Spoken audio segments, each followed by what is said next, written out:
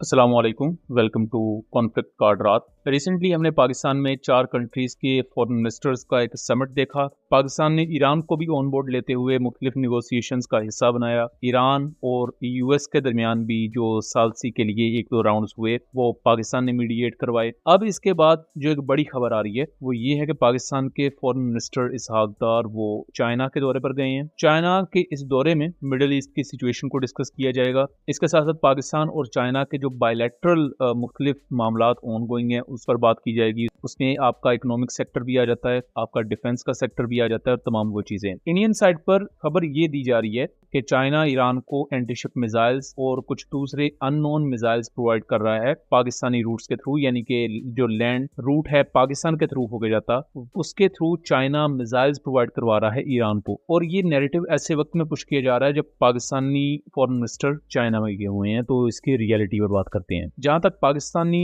Foreign minister के China जाने की बात है तो उसमें तो चाइना बेसिकली मीडिएट करवाएगा। पाकिस्तान सामने एक फेस है। पाकिस्तान अकेले कभी भी इतने बड़े मामले में अपने आपको खुद नहीं लड़ाएगा जहां ईरान लड़ रहा है अमेरिका और अमेरिका के तमाम इत्तेहादियों से। लेट्स सपोज अगर कोई सीज फायर हो जाता है, कोई एग्रीमेंट होता है तो उसकी सोवरेन गारंटीज देनी पड़ेंगी और वो पाकिस्तान अकेला नहीं देगा, क्योंकि कल को अगर गारंटी दोनों साइड से कोई भी तोड़ता है तो उसका खमियाजा मीडिएटर को भुगतना पड़ता है। यह सारा क्रिटिसिज्म फिर मीडिएटर पर होता है। तो इसीलिए पाकिस्तान चाइना को कॉन्फिडेंस में ले रहा है क्योंकि अकेला पाकिस्तान ये चीज नहीं करेगा। इसके साथ साथ पाकिस्तान के अपने भी जो कुछ स्ट्रेटेजिक मामलात हैं चाइना के साथ, जिसमें सबसे पहले तो आपका सी पैक है, फिर उसी से रिलेटेड जो काउंटर टेररिज्म का इशू है पाकिस्तान में, अफगानिस्तान के खिलाफ प्रॉपर ऑपरेशन जो हो रहा है उसकी फ्लैगशिप मीटिंग भी रिसेंटली तोरखम में हुई है जिसमें वक्ती तौर पर सीज फायर को लेकर कुछ अच्छी अपडेट्स हैं। चाइना की फॉरेन मिनिस्ट्री की तरफ से भी ये कहा गया है कि पाकिस्तान और चाइना के दरमियान जो कुछ बायलैटरल मामलात हैं उनको डिस्कस किया जाएगा जिसमें नेशनल सिक्योरिटी के इश्यूज भी हैं। इस वक्त चाइना और पाकिस्तान के दरमियान जो नेशनल सिक्योरिटी का सबसे बड़ा इशू या सबसे बड़ा एजेंडा है वो इंडिया का ही है, क्योंकि दोनों कंट्रीज की कुछ ऐसी जमीनें हैं जिन्हें दोनों मुल्क क्लेम करते हैं कि जी ये तो हमारी हैं और वो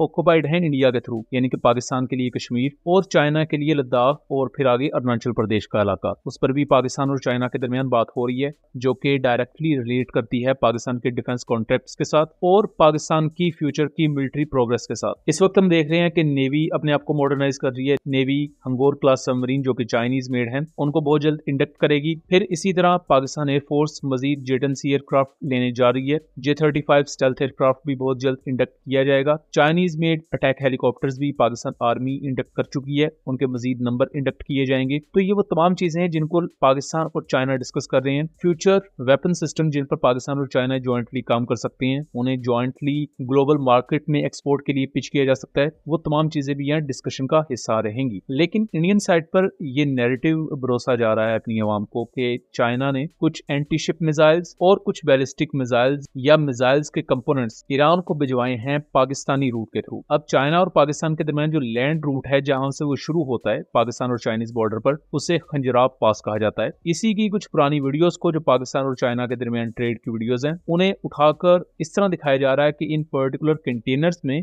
कुछ चाइनीज मिसाइल्स के कंपोनेंट्स हैं जो ईरान को प्रोवाइड किए जा रहे हैं। हालांकि मैं ये चीज डिबंक करता चलूं कि ये पुरानी वीडियोस हैं जो कि पाकिस्तान से चाइना और चाइना से पाकिस्तान होने वाली ट्रेड के दौरान मुख्तलिफ प्रमोशनल डॉक्यूमेंट्रीज का हिस्सा रही हैं और उन्हीं वीडियोस को उठा के इंडियन रॉ और इंडियन आर्मी बैक जो ओसेंट अकाउंट्स हैं और मीडिया प्लेटफॉर्म्स हैं वो प्रेजेंट कर रहे हैं सिर्फ और सिर्फ पाकिस्तान को गंदा करने के लिए। और ईरान के मामले में जो पाकिस्तान सॉलिडेरिटी दिखा रहा है कि भाई ईरान पर इजरायली अटैक हुआ है और ईरान एग्रेसर नहीं है, तो सिर्फ उस मामले में एंटी मुस्लिम हेट इस तरह फैलाई जा रही है कि जी ईरान भी टेररिस्ट है और जी पाकिस्तान चूंकि उसकी मदद कर रहा है या उसकी मदद के लिए अपनी जमीन प्रोवाइड कर रहा है तो फिर पाकिस्तान भी टेररिस्ट है। और ये मेंटालिटी इंडिया में तब से आ चुकी है जब से 2014 में मोदी गवर्नमेंट आई थी और ये आने वाले वक्त में मेंटालिटी और ज्यादा प्रिवेल करेगी। और ये मेंटालिटी कहीं ना कहीं अब ईरान भी समझ चुका है और ईरानियन सोशल मीडिया पर भी अब इंडिया के इस प्रोपेगेंडा को काउंटर किया जा रहा है और उस पर तनकीद की जा रही है। सो दोस्तों, ये था एक एनालिसिस। उम्मीद करता हूँ चीजें क्लियर रही होंगी। वीडियो पसंद आई हो तो इसे ज्यादा से ज्यादा शेयर कीजिएगा